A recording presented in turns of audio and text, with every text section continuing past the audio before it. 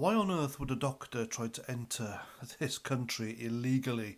Which is one of the many questions I asked online when one of the illegal migrants on the BB Stockholm barge in Weymouth in Dorset was found dead. And the reason I asked these questions is because the left were pushing misinformation regarding this unfortunate individual, saying that he was a doctor called Michael Essima from Cameroon. Of course, I got the usual answers back. The poor doctor was being oppressed, or the poor doctor was fleeing a war-torn country, or the poor doctor was trying to have a better life for himself. But none of them answered my question of why on earth would he want to come here illegally. And it turns out the guy who died on that barge wasn't even a doctor. He wasn't even from Cameroon. And having done my research regarding what happened, the real Dr. Michael Essima from Cameroon was very much alive and responding to social media posts. And that's the thing with having to... we need to know who these people are coming over the channel illegally, and the authorities seem to be accepting who these people say they are. So this guy could be coming over and saying he's from Africa, he's a doctor.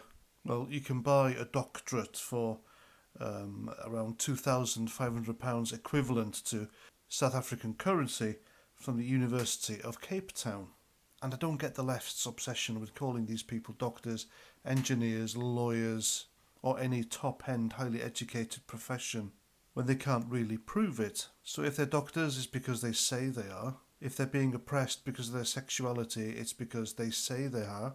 And this is why it's important to know the truth, because it turns out many of them have criminal records and they end up committing crimes in this country, which is ultimately unfair on the people already here. For example, 2 migrants living on the BB Stockholm, is it BB or Bibi? Tell me in the comments. How can you pronounce it in the comments? You know what I'm talking about. Anyway, 2 of these people living on the barge were arrested a few days ago for an alleged sex attack on a woman in a local nightclub. But we're not allowed to talk about these things, are we, on social media for some reason. So anyway, regarding the guy who was found dead on that barge, who wasn't really a doctor and wasn't really from Cameroon, as the left say he was. The guy was actually a 27-year-old Albanian illegal migrant, and the coroner's reports say he died from compression of the neck, and they've ruled out anything suspicious. So it was basically suicide. And the reason why he did this to himself, well, allegedly, nobody knows. But the same question really needs to be asked. Just as, why on earth would a doctor want to come here illegally? Well, why would an Albanian want to escape a relatively safe country that's not in the grips of civil war and cross several other safe countries to get here? Is it to join the numerous Albanian criminal gangs which are currently infesting this country? Who knows? But that barge down south is luxury anyway, because they have a gym, they have a bar, they've got a restaurant, a games room. The door's open 24/7. They can come and go as they please. And they get fed 3 times a day, according to their diets. And this barge cost £2.5 million of British taxpayers' money, which was upgraded and refurbished to make it really comfortable. And it holds 500 single men sharing 200 rooms. And the Wokie-Cokies, they've been up in arms ever since this barge was announced by Rishi Sunak and his useless government. Because the lefties, of course, they're really insistent on illegal migrants living amongst us, but of course nowhere near them and their leafy, middle-class, exclusive suburbs. Now, the barge was evacuated and empty for around 2 months after an outbreak of Legionnaire's disease, or so they say.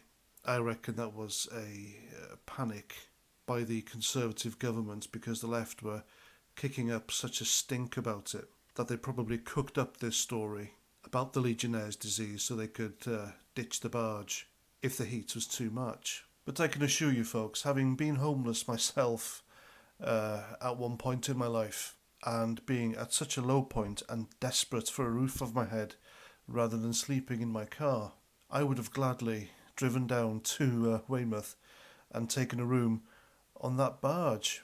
as I'm sure many other homeless British people on the streets would do. But of course, the politicians don't give a fig about them, do they?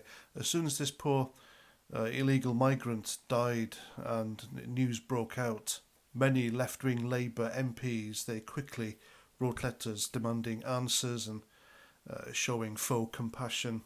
But I can assure you folks, none of them would waste parliamentary paper and ink on British homeless people and veterans. And that's the sad truth, folks. And there we go, that's my opinion. Please let me know what you think in the comments.